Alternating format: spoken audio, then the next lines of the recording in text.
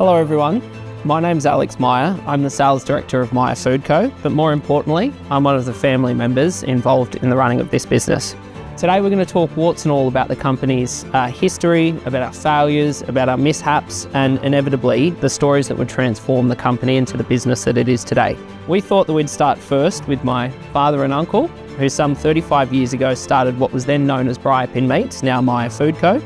So you can get to know the team who are behind the scenes making this business a reality.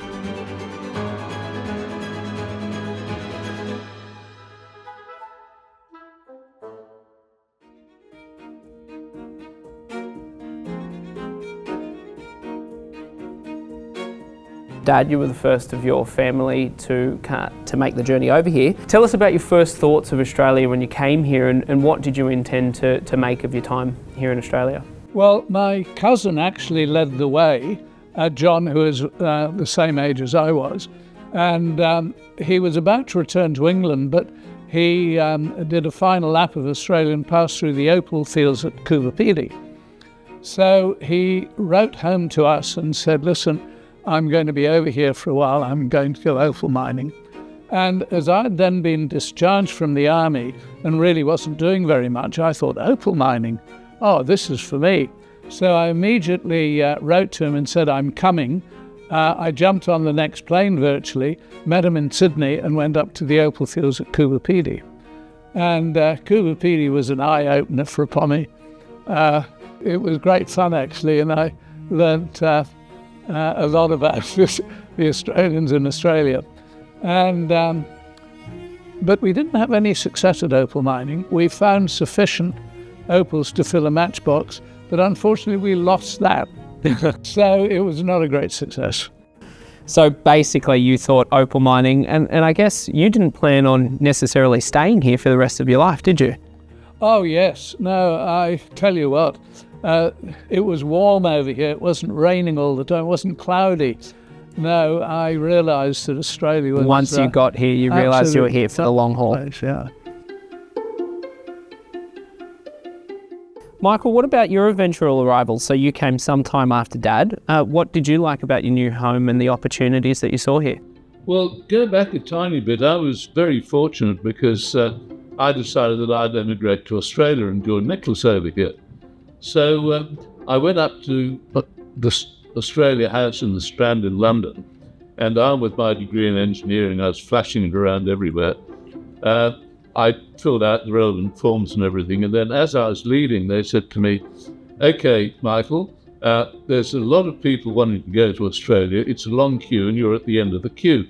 However, don't worry, we'll be in touch with you shortly. And that was it. So I got home.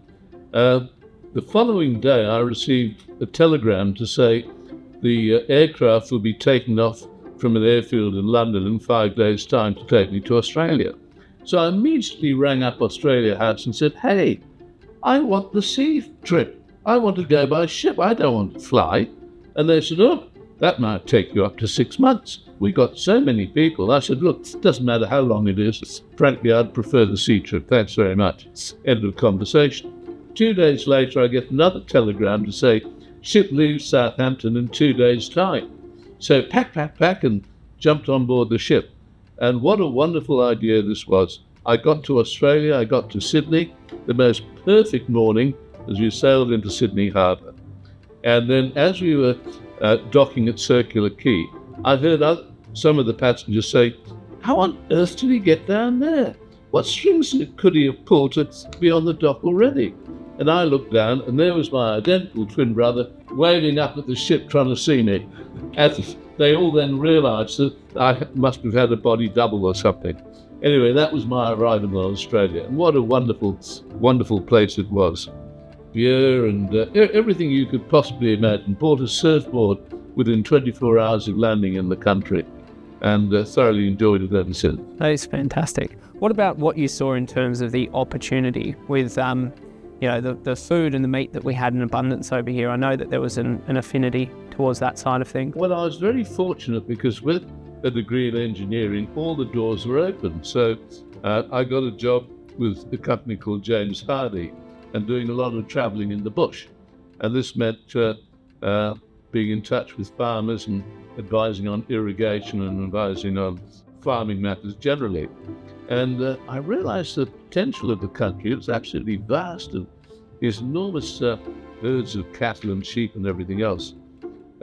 Anyway, I was in Sydney most of the time and thought, really, we've got to make something of this. It's just too much abundance here to go and pass it up. So no, I was very keen Very on impressed. getting into the sort of hospitality and food area. It's just too good.